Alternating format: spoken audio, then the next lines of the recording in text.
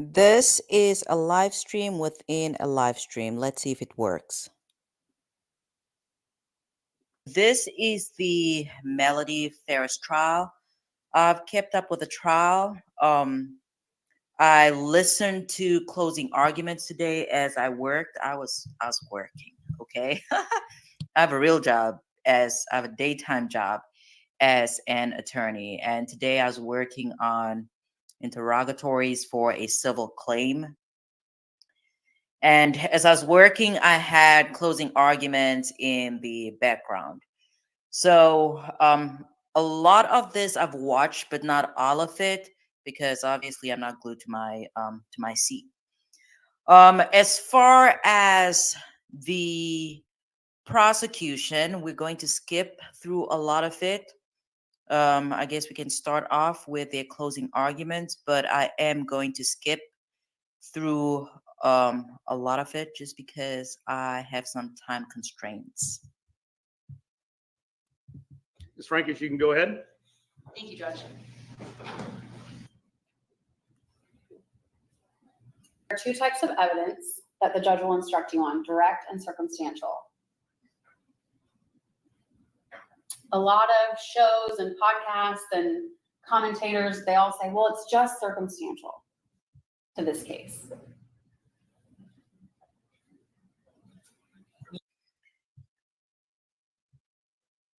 Okay, so when it comes to the prosecution's closing argument, I expected, when it comes to the prosecution's closing arguments, for some odd reason, I expected Fogus to do the closing.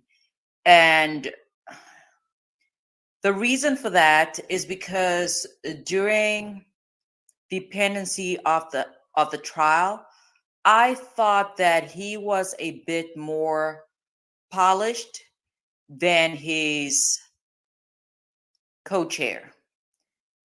She's not as aggressive. I mean, they're different styles of closing. They're different styles of, presenting a case to a jury. But I just, for the prosecution's closing was lacking for me. It did not have. I did not find the prosecutor to be aggressive, or at least this portion. The second portion or the rebuttal, I've not watched in its entirety, and I'm going to do that during this video. But the closing, the initial closing by the prosecution, I thought was lacking. You make inferences, you can make deductions, and reach the conclusions based on what you know, what you've experienced, the evidence, your common sense. That's how you'll reach the verdict in this case.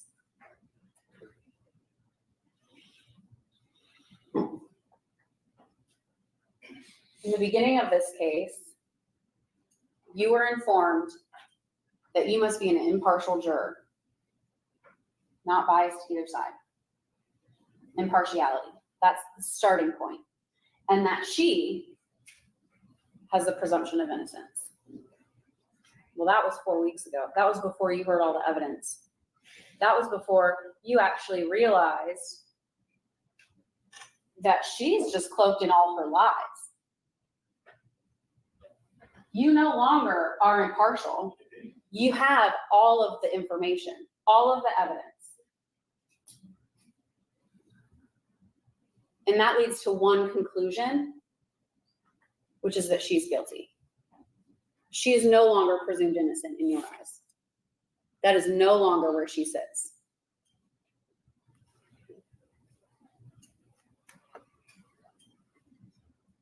There are two types of evidence that the judge will instruct you on: direct and circumstantial.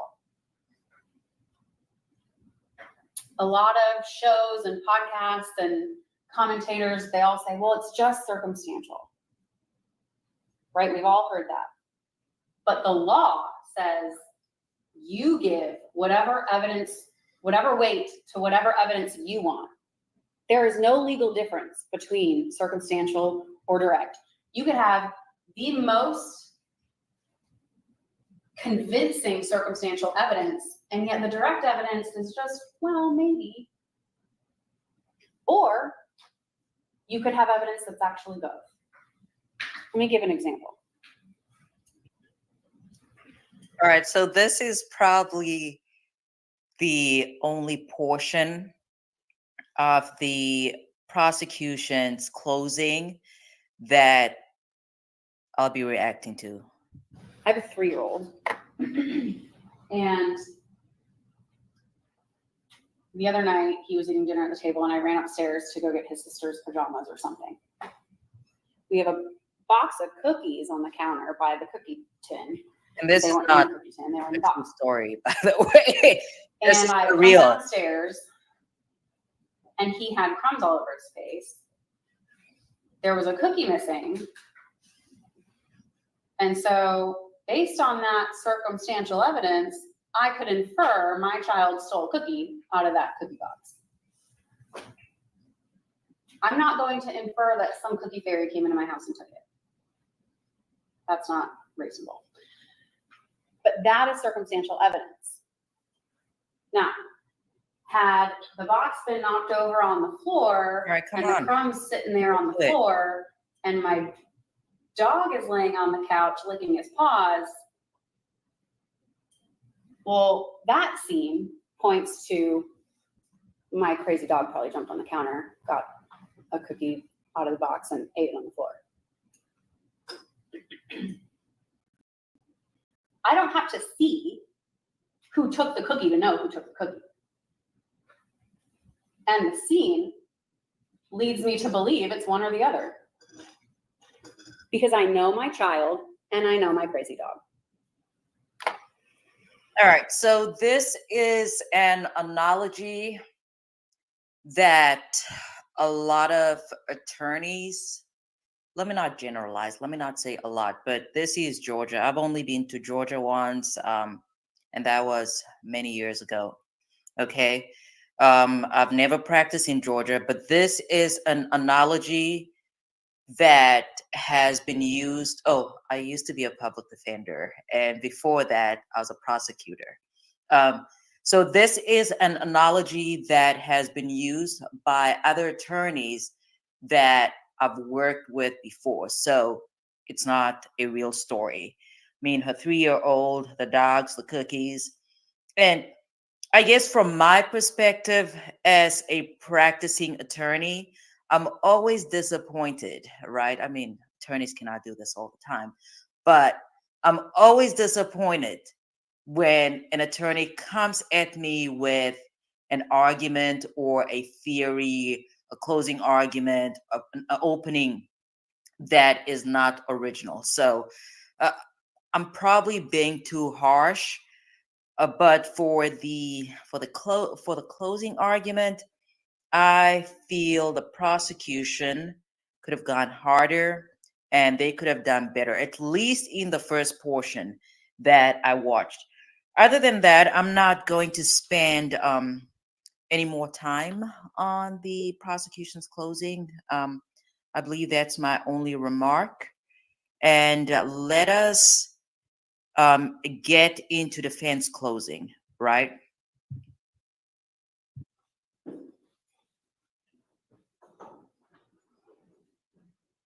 All right, Mr. Correa, go ahead. May it please the court, closing counsel. Ladies and gentlemen, first off, on behalf of Mr. Weaver and Ms. Farris, thank you very much. I know that this has been, for y'all, a long 4 weeks, and definitely for all the lawyers, it's been a long 5 weeks of dealing with this case. And we note that you have been paying diligent attention, taking your notes, and we are very appreciative of that. And with that, and like I told you on October the 7th, when I did my opening statement, you're getting on the Ferris wheel. And it is, in fact, this family is a soap opera. And I think through the testimony that you saw. Now, first That off, it is. the indictment, Ms. Frankish went over the indictment. All right. So I'm going to pause right here. I have listened to the entirety of the first portion of defense closing. I thought it was well done.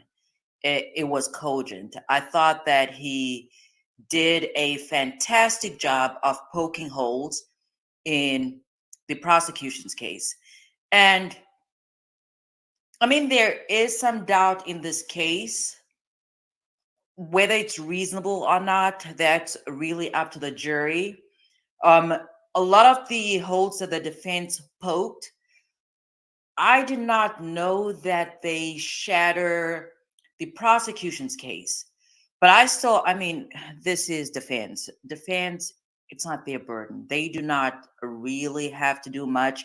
In theory, defense attorney could have sat at that table, pulled out, I don't know, coloring books and all sorts of, I don't know, maybe Sarah Boone's arts and crafts, and worked at that table with Melody Farris and not done a single thing. And that still would not have, in theory, um, it would not harm the defendant's case in any way because it's not their burden to prove. I digress. I thought, though, that this defense attorney was brilliant. He was brilliant. The argument was persuasive to some degree. He did a good job of poking holes, especially when it came to the subject of the gun, or the ghost gun, I suppose, that was used in this case. Some of the problems or some of the holes that he poked, such as the storage of the gun. Let me put this differently. The holes that he poked in this case, the flaws that he pointed out in this case, can easily be applied to Scott. For example,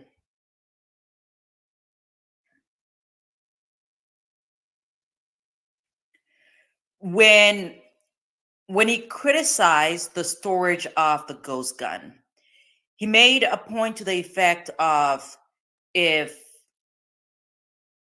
Melody is in fact the perpetrator, she would have kept this gun close to her, right? Because he's claiming that she's not a dumb criminal.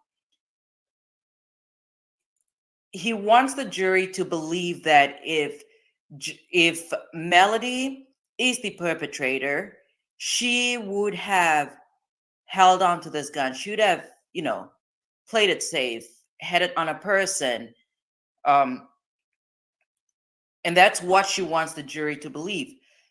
But he also wants the jury to believe that Scott is the perpetrator. Scott did not live in the main house. He did not live in the living room. And had he been the actual perpetrator, he'd have kept it on his person or his apartment or wherever it is that he lived, right? So a lot of the holes that he was poking in this case, as they relate to, or the facts as they relate to Melody, those same flaws apply to Scott, right? But obviously he was not representing Scott. Scott is not charged. Scott is not charged with any crime as it relates to his father. But that's what they had. That's what they had. And then he talked about the bathtub and how it was spotless. And he also poked holes about the Blue Star, the expired Blue Star. And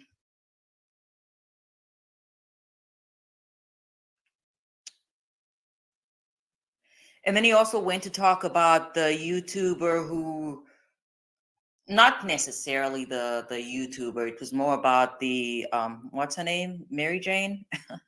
Is that her name? When he talked about,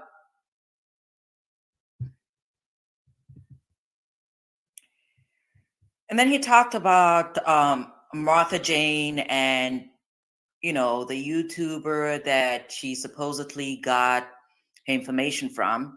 I think he did good pointing out some of the issues with her testimony that would go to how much weight the jury can assign to her testimony.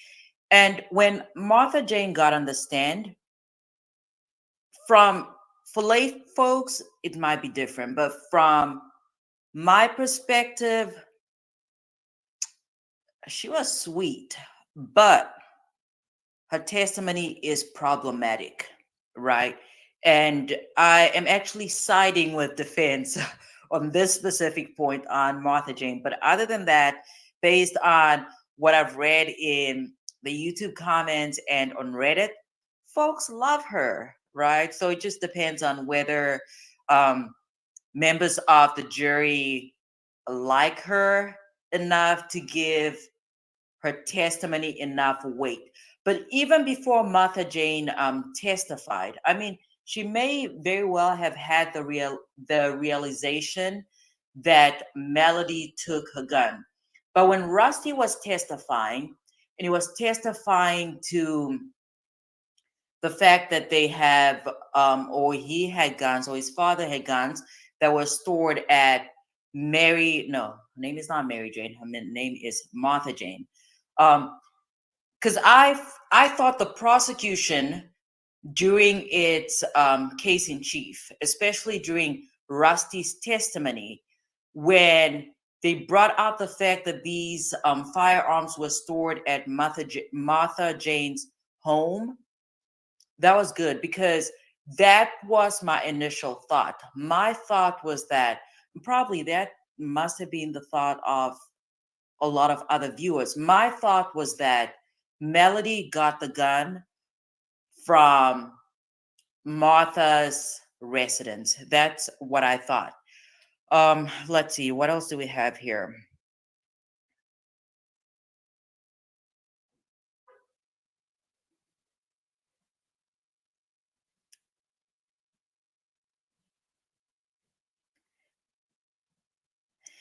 And at least one flaw with the defense argument was them saying that Melody had access to money.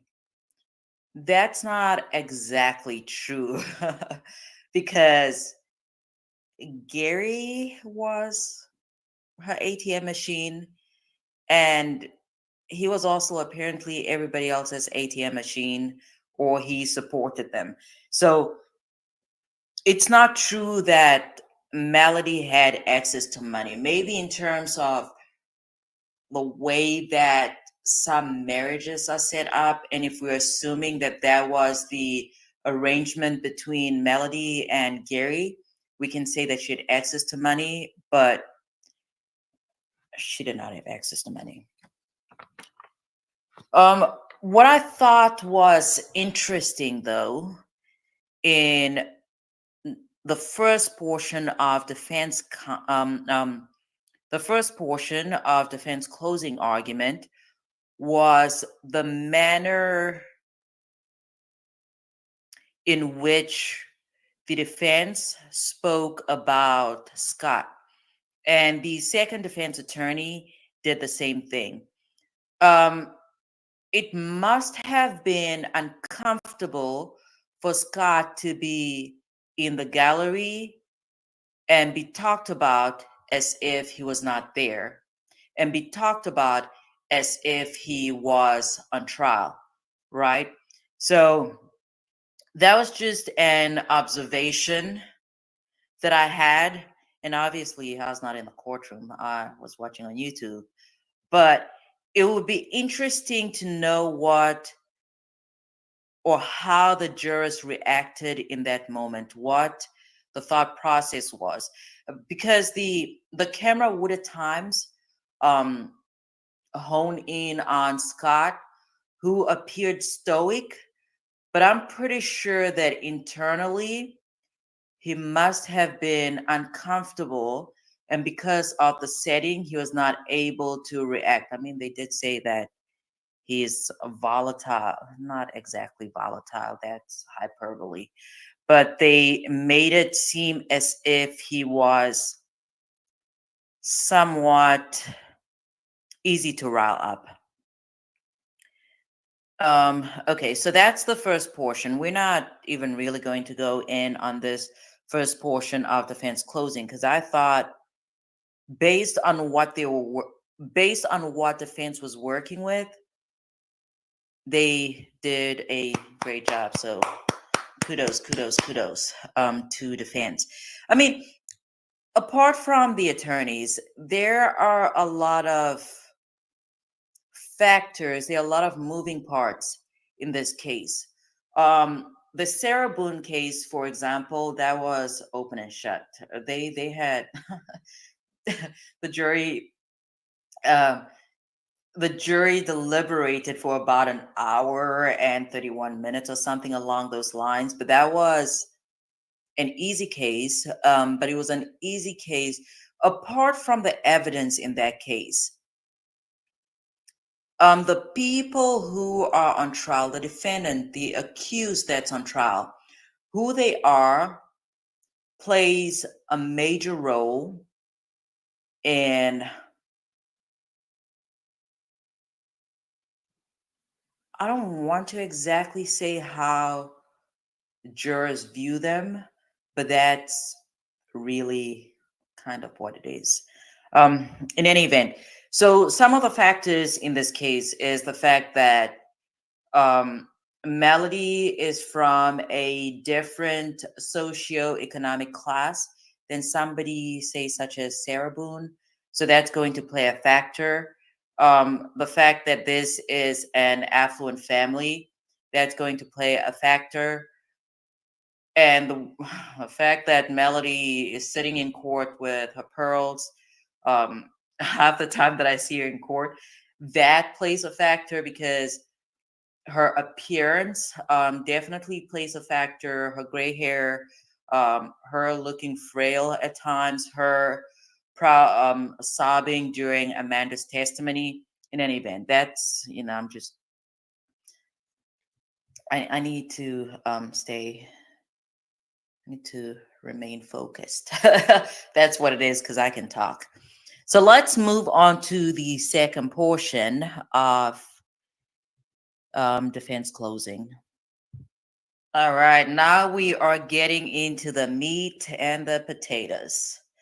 I watched a great portion of this second, I guess, segment, if you will, of defense closing, and it was all over the place. it was all over the place. Beginning with the Constitution and Great Britain, and yeah, I mean the judge ended up correcting the attorney. This was after closing, though, and yeah, this was all over the place. So let's listen to a larger portion of this. I'm probably going to spend less time talking over here because it was all over the place. It was a stark contrast from his co-chair, because the co-chair was cogent and I thought he did a great job. And I believe the defense attorney's name is Weaver, if I'm not mistaken. Um, yeah, I don't want to criticize anybody. He probably, I mean, I could learn a lot from him because without a doubt, he's probably been an attorney longer than not being an attorney. But it just was not as smooth as the first part of closing. But let's jump into it. Mrs. Frankish, Mr. Fogus. Ladies and gentlemen of the jury, we're already halfway through a long day, and I'm going to try to be as quick as I can. You've heard my partner, Mr. Ray, speak about a lot of facts in this case, but I want to speak to you now about the gravity of the situation. what we're here and what we're asking you to do and why we're asking you to do it. All right, come on. You are a jury, and you're well aware of that. And I think Michael mentioned my books, and this is a book I got on my first day of law school. It's the All right. Constitution of the United States of America. And there's an amendment, the Sixth Amendment to the Constitution, and it's been in place since 1789. And it is the Sixth Amendment. Right. Maybe this style works for the venue or the county where this trial is being held. But to me, it just, I don't know.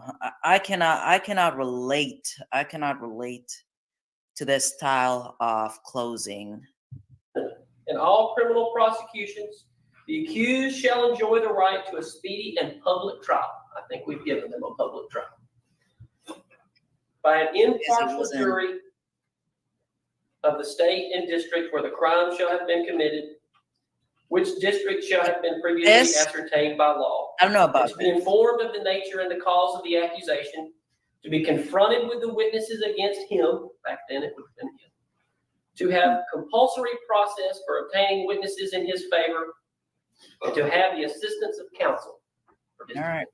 defense. That's it. That is the bedrock of what we're doing. Okay. And it has been here for a very, very long time. I told you back in jury selection that I was only looking for my client 12 fair, impartial jurors, honestly seeking the truth. And you all swore that that was you. Okay. And you have sat here very diligently and you have paid attention and taken notes. And we've all noticed the effort and time that you've put into this. You have put in weeks of your life. You have missed time from your families, your jobs, to be here for this very, very heavy, important moment. And I also told you you had another job. And I don't have my PowerPoints. I go with literally what you guys are going to have to work with. This is the charge that the judge is going to read to you once Ms. Frankish is finished speaking in this case.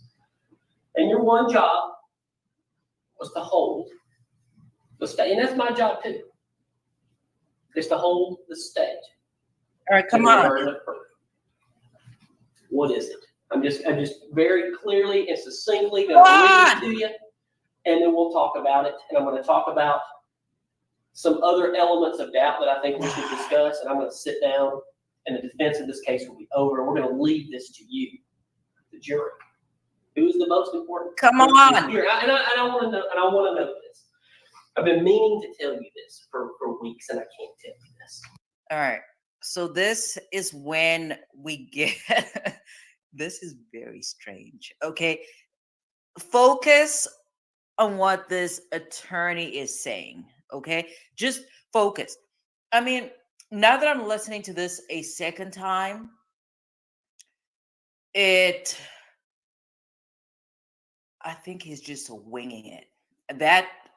I think that's exactly what it is. Because I don't know. That might be how they do it in Georgia. But this one, I mean, they did that in New York too with the Donald Trump trial before Judge Merchan. Anyways, let me play. Let's get into it, and then I'll have my commentary. My client, you may notice that she does everybody else in the courtroom. They rise for the This is view. strange. They rise for the jury. We don't. This is strange. Here's why. You are a jury of her peers. Okay. You're her peers. We're on the equal footing. The judge Strange. sits above us all All as he right. represents the law. And we are all under the law. So when the judge walks in, the bailiff says, all rise, we rise for the judge as Okay. the representative of the law that we must live under. But our framers, who wrote this Constitution, and then I had to go dig this up. We don't actually use these books much at the office, I'll admit that. The Constitution of the state of Georgia, which was actually adopted in 1983, so it's a much newer document. And it embodies the same principles in our modern time. Now, some might say 1983 was quite a long time ago, but not to me. It embodies it in our real time, in our real life to this day, because our framers knew the government is, in fact, that's why we're here. That's why we're not part of Great Britain anymore. Okay. And almost every, even the modern Yeah, this is- democracies of Western Europe kind of think we're nuts. They think we're crazy. Because we have 12 people who have no association with the government. And to come in here Yeah, and he's decide the winging it. facts of a criminal matter, to check the government, for that very reason. We left over there Okay. because we knew that the government should always be checked. I mean, this closing is not, if I have to rank closings, it's not as bad as it's not as bad as the Amber Heard closing, because that was, man. Yeah. Yeah, that was a different type of closing. But this is winging it. I understand, obviously, they've been on trial for 4 weeks. Pretty sure they probably have a busy law firm. They have other cases that we're preparing for prior to this case. But from a public speaking point of view, even if you're not prepared, at least, I mean, obviously he was prepared for the trial, but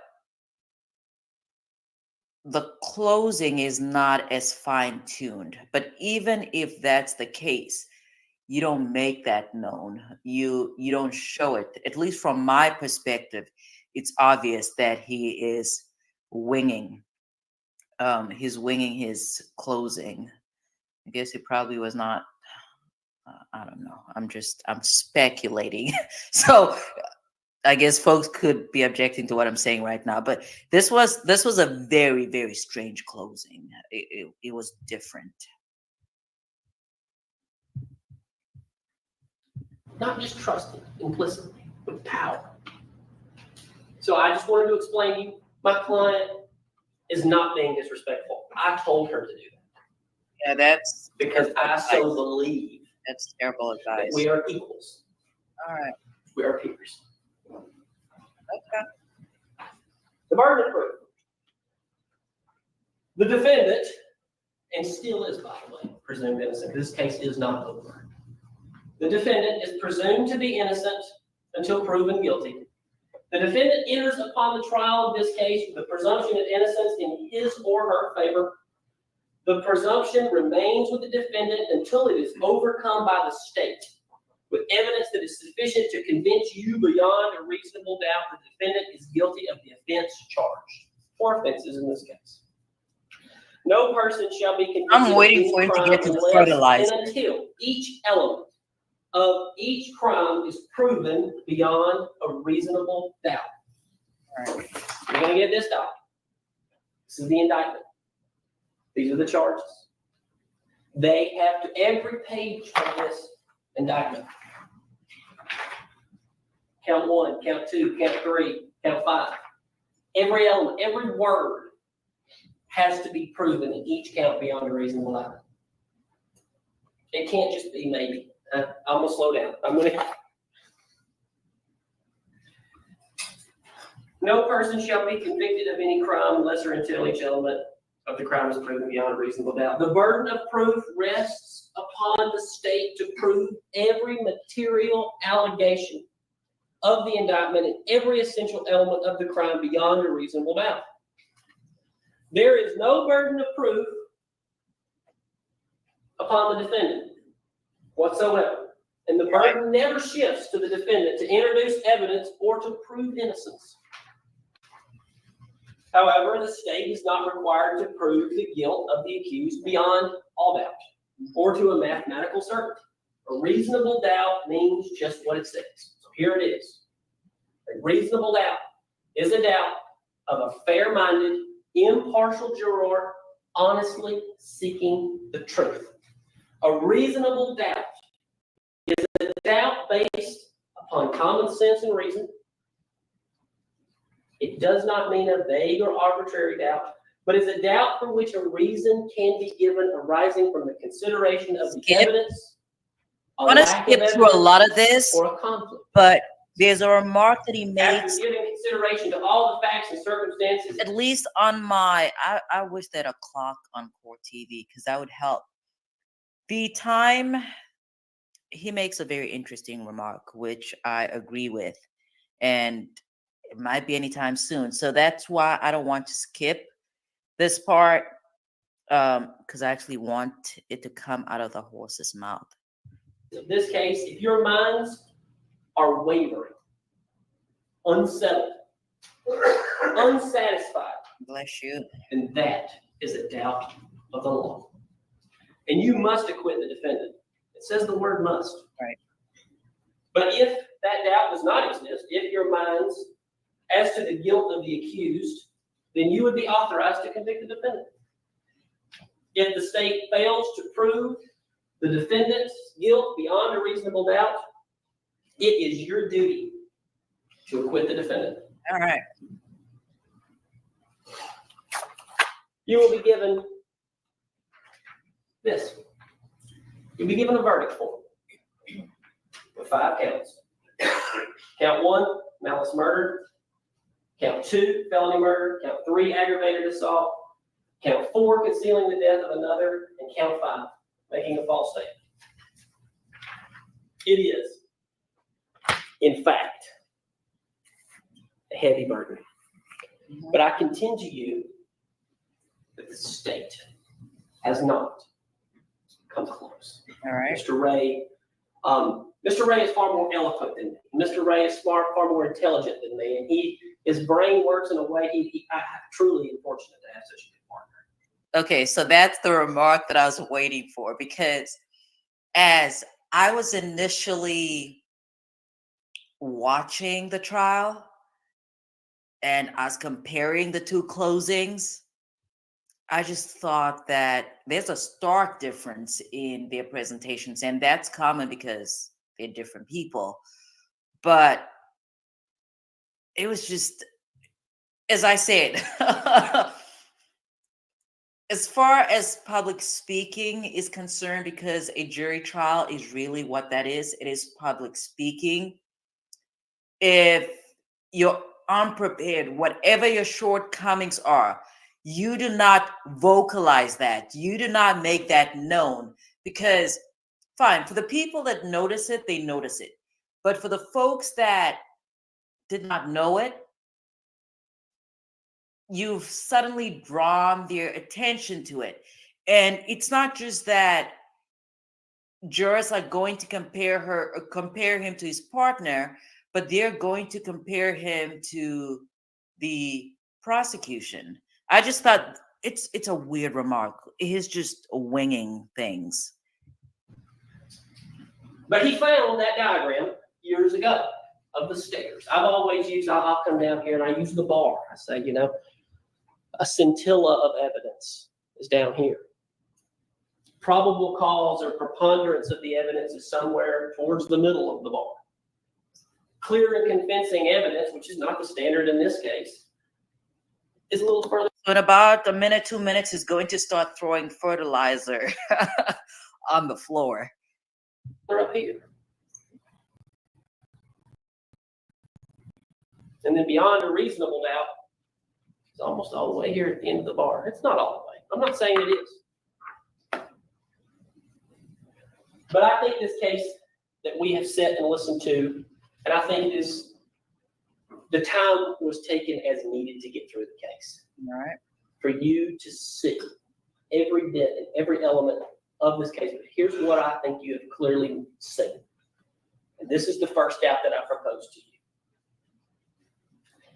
That the district attorney's office and the sheriff's office, all law enforcement involved in this case, from day one, from the early minutes of the 911 call, which let's think who made the 911 call. It was that man right there. He was in control from the very first minute of this case, Scott Farris. Scott Farris was always in control. Right. And this goes back to my point where this must have been very uncomfortable for Scott because he's basically in there or he's in court, not necessarily supporting his mother, but hoping for justice for his father. And then he is suddenly the scapegoat. And it's beyond, the testimony. And he was pointed to, at least excluding the prosecution, because I did not watch the prosecution's rebuttal, right?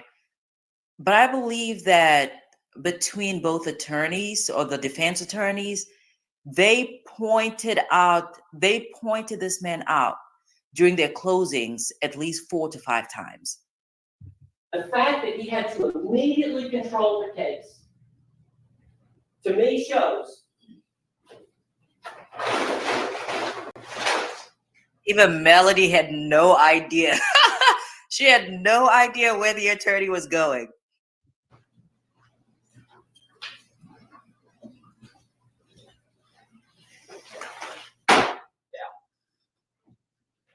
and I do believe. All right, so the first time he did this, it kind of caught me off guard because I was working and I'm like, what on earth is this man doing? Like, what's going on? What's going on? What is it doing? And there were a lot of pauses, a lot of walking back and forth. And I just could not get it because the very first part of that was not effective, but he eventually does get to the point. Let me see where I can skip through. And before we get to that point, though, probably I'd like to say about 9 or 10 minutes after. Okay, about 9 minutes from this point, he talks about Amanda. Let me see if I can find the specific timestamp. If not, I'm going to talk about it and then we're going to move on. Well, hopefully this is the right timestamp. If not, it's probably right before or right after. If it's after, great. If it's before, I'm just going to talk about it. I mean, the affair started in the mid-2000s. You got Angela Phillips back in the 90s. A lot Who going may or on. may not remember if she had sexual intercourse with Gary. All of that insanity. That's their life. Right. That's true. But it's not motive for murder. Mm, And that is what they have put we'll see. and leaned so much of y'all's time into. Because they don't want you looking at this. They don't want you Fertilizer on the floor. at what they didn't do to get to their burden. But let's go back to those phone calls and let's go back to the timeline. There's something that's absolutely bizarre to me. All right. We did not find out until, I think it was last Friday, when Commander Harris testified. Gary Farris went to dinner, we think, by himself the night he was murdered. We don't know. We'll never know. He was at least alive until 9:30 something. When we see the dot moving. If the science is true. No, he's doubting Sure enough. signs. He went to dinner. They never thought to go get a video of that. Let's go up there, interview somebody. Maybe he was with somebody at dinner. We'll never know. I'm not saying that breaks open the case, but I continue that huge glaring hole in the timeline right there. I'd say that's a doubt. All right. Get more fertilizer.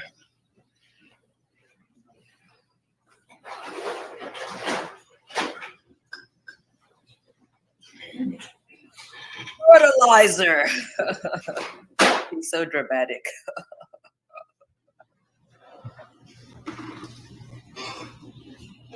Scott had been out of the lake all day. Golfing, laking. And there was a lot of testimony heard about that and the life and the dynamic that he had on the farm. He referred to the farm as his. He referred to the farm as his property, it was his possession. I mean, his sister even called it kind of comical. But you saw, and we'll get to go back through any of those you want to go back through and see the communications between Scott and his father. What really was happening was that Scott was a grown man who had every second. So whatever they're saying about Melody has to at least apply to Scott. And that's completely controlled. And that's the problem. Financially. Bring me back that credit card. Where's my credit card? It better be in my wallet. And that's the same argument. So Scott cannot be the scapegoat. You've seen it. You will see it again. So that financial motive alone, that control, wanting something that's not his, I think that's a doubt. All right. Get more fertilizer.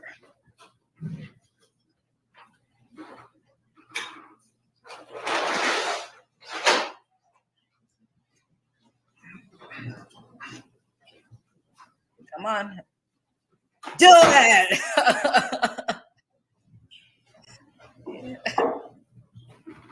that was, I don't know. The timeline of the phone calls. You will have seen from Commander Harris something regarding activity. in phone Come on. calls. But I think that you guys have enough common sense to know, and this is just some things we saw, that other days and other times you went back and extrapolated out over a year, sometime back in 2017, and we clearly saw that there was more activity the night before a baby shower All in right. Nashville than would be alleged for Melody to have shot,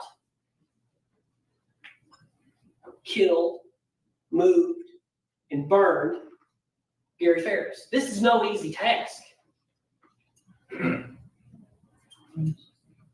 That's a doubt.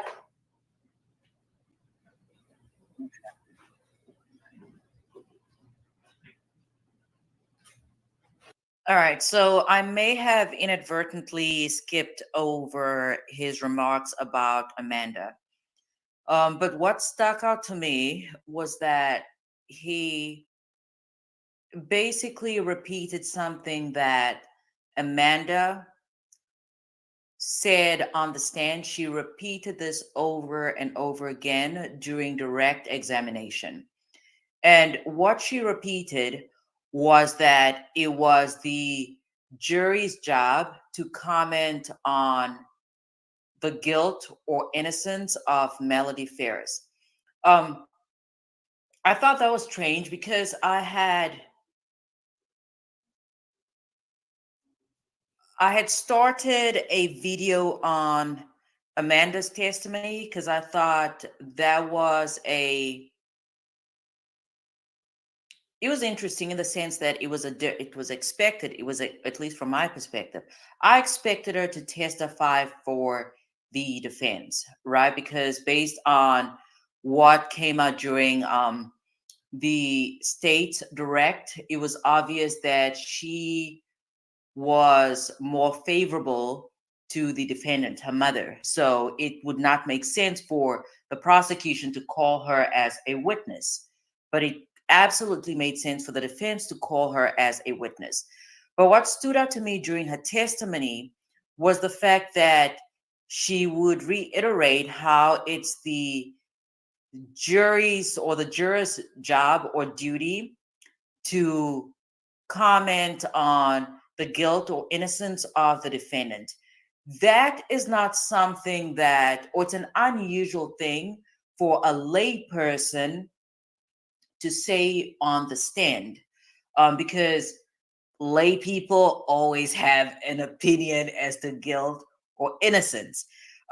So to me, when she was testifying, it was obvious that she was coached, and she was coached well, because when the prosecution cross-examined her about whether she had met with Melody's attorneys and prepared, I wouldn't say that she was evasive, but I find it hard to believe that they did not prepare.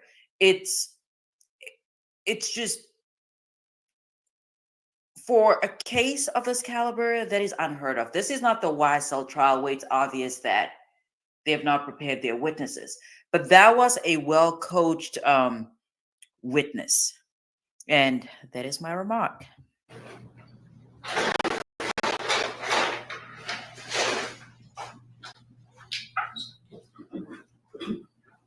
Come on. It was not. There's no dramatic effect to that drop.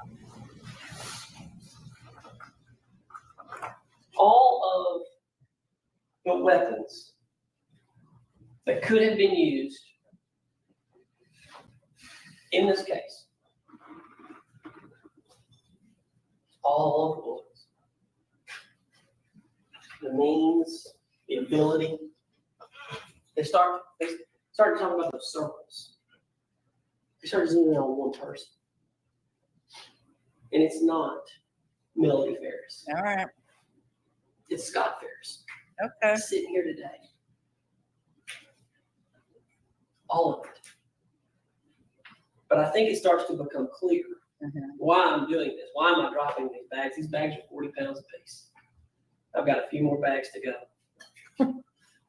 But I want you to know that it starts to become very impossible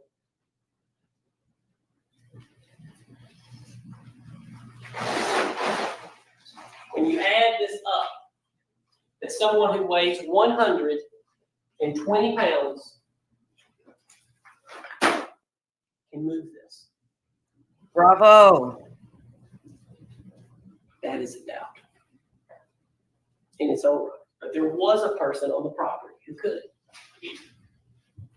And that's Scott Farris. He's sitting there today. Come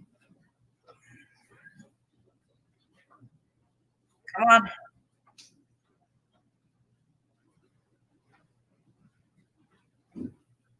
That was well done. The build up to what he is about to do is great.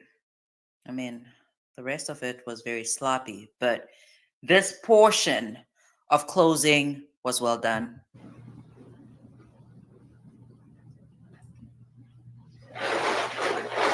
Adrian, if you could come assist me. Both of them, please.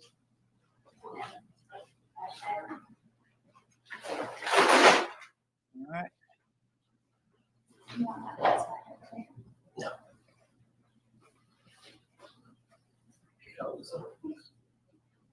I can get a woman.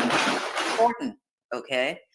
Obviously, there's a reason why he got a woman, probably a, I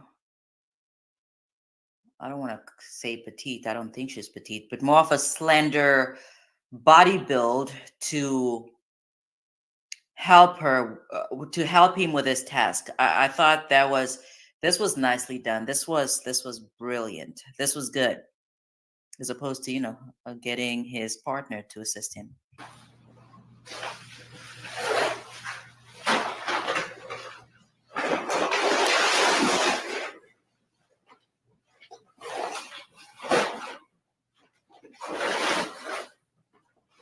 Probably during this portion, he should have done some talking and training. That would have been great for dramatic effect. It's not necessary, but that would have been great. Okay, the struggle.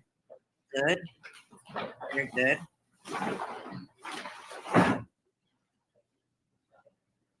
And then he's out of breath. It's so dramatic. Look at the judge. He's so dramatic.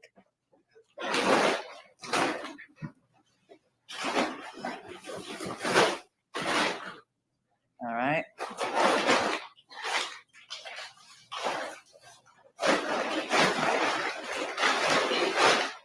All right.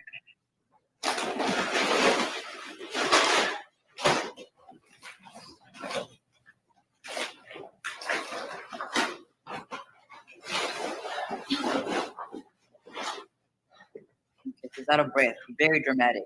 Love it.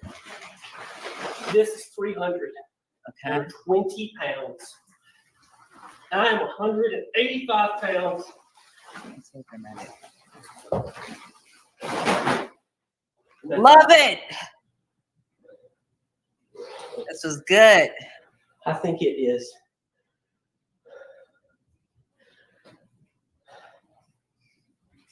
The heaviest out of all that they have provided you.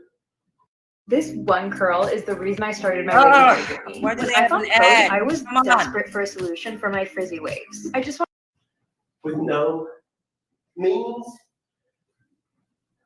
plan that this could have ever happened by Melody. They have established there was tractors on the property and RTVs, but as my client or as my partner very clearly laid out to you, I'm sorry, Dramatic. I need coffee. No water. as my coffee. partner very clearly laid out to you. They didn't do their job. They've provided no way that you could have done this. They didn't check the boxes. They didn't. All right. So he did good and then he messed it up. He did not capitalize on a great moment. Listen, when it comes to presentation, all this because he's gonna go on, he's gonna talk for quite some time, and I was very disappointed that he continued talking. I mean, he was winging it. When he drops or when he's done dragging, I think he was dragging sacks.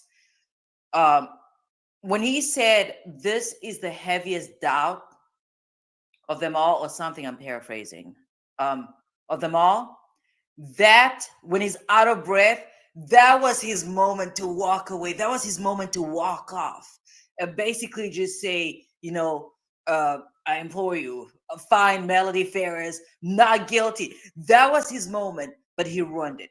He kept talking and rambling and just going on, but he missed his moment. He missed the mark.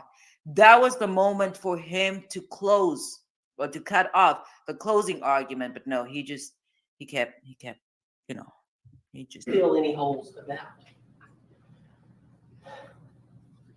The state of Georgia has put my client under grave suspicion.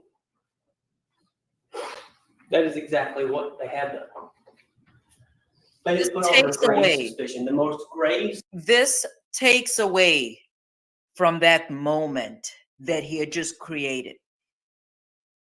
Everything he's saying, certainly relevant, worth addressing, but he should have hit this points prior to that big moment. That moment he should have walked off. Anyways. Suspicion of all, and that is murder. But the doubt, I contend to you, absolutely exists. I'm sorry I had to do this demonstration, but they didn't. They didn't show you what 300 pounds truly feels like. I'm not saying I'm the strongest person in the world.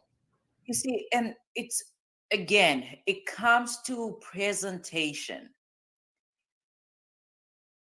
I hate the fact that he keeps going back and forth. leave the jurors with the plant the seed that Melody Farris could not have moved that body, right? Because she's frail, she's old, I don't know how old she was at the time. But then again, he's over explaining. No bueno. But that is as heavy as a thing as a person can move. And I'm almost a 200-pound man. No explanation has been given. And I keep bringing this back because the grave suspicion that they put on her, this affairs, Right. calling This Rusty, is- all of these things. He should have quit And I when he want was to know ahead. about Rusty as well. Let's note a few things, and I know you've listened to it and you saw it. Pope, he threatened to arrest him. He threatened his own warrants against him, the death penalty. Bugged my client for over a year. These are all things he should have addressed before the big moment. In any event, let me we're gonna fast forward. I think there's an individual. They want you to think that's a coincidence? Man, they're in for it because there's a long list of coincidences if that's the game they're playing. If that's what they're trying to get at.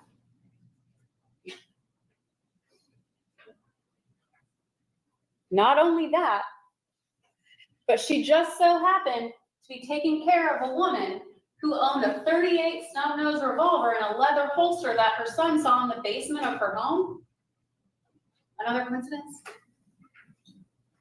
No, ladies and gentlemen, that's called evidence. All right. They want you to think there's an individual, innocent, reasonable explanation for all of the incriminating evidence against her. That it's a giant conspiracy. Right. And I usually get to work around, I don't know, 7. So what I'm gonna do is it's pretty late. It's pretty late. I need to get ready and prep for my day. So I'm gonna skip through a lot of this.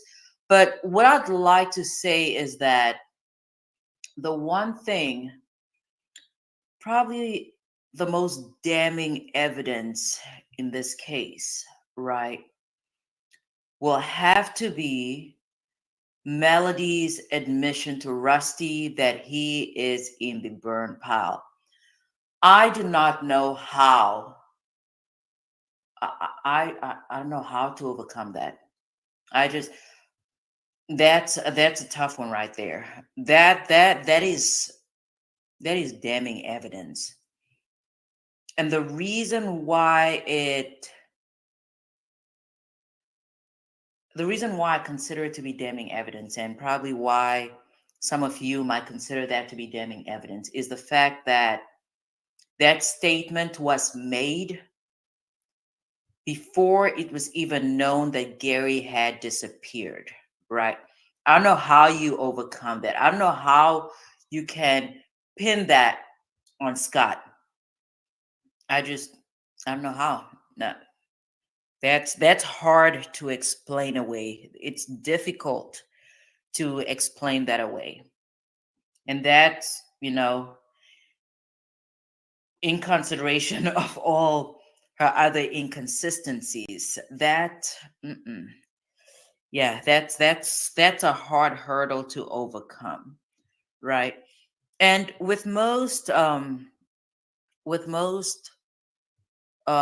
investigations,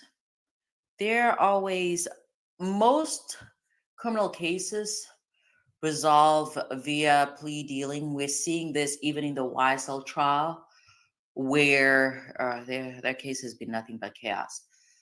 But even in cases like that, some defendants do end up taking guilty pleas, right? That's the expectation for a lot of these criminal cases. So sometimes the investigations are not as thorough as they should be, and that's just what has come to be of some cases or some agencies. I mean, not the FBI, not the federal government. The federal government, they usually do their work, right? Um, I mean, they do have the resources and their capacity in most instances. But let's skip through this. I'm just gonna skip through it quickly. Hopefully, we land on something good. Otherwise, we're ending the video. Have the gunshot. Pretend like it didn't bother him that night because his dog, we know Gary went out to eat and came home around 9:30. Oh, I must say, the defense expert witness was a bit, he was a bit, because I listened to that live, I listened to the entire testimony, and I don't know about that one. I don't know.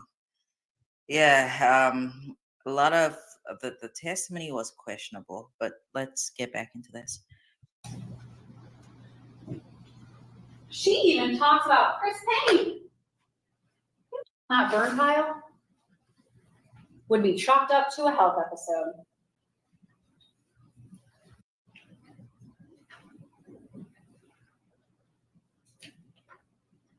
That's a lot of Find her guilty of all the counts in this indictment. The evidence and the law demand it. All right. Okay, so I guess I probably should have listened to all of it because it did not appear to be that long, but let's see. I am ready to call it a night. That said, I shall be back. I'm trying a new format. So I'm trying this format that does not call for a lot of editing because it's really, really the editing. That's what puts me behind. I do have videos on the Sarah Boone trial. I'll try and create it into shorts. I'll try and create it into shorts. I don't know exactly when I'm going to edit it. That's the problem. That's the problem. But overall, I can use some of this material, right? I have something on Alec Murdaugh. I can reuse the material as the year winds down.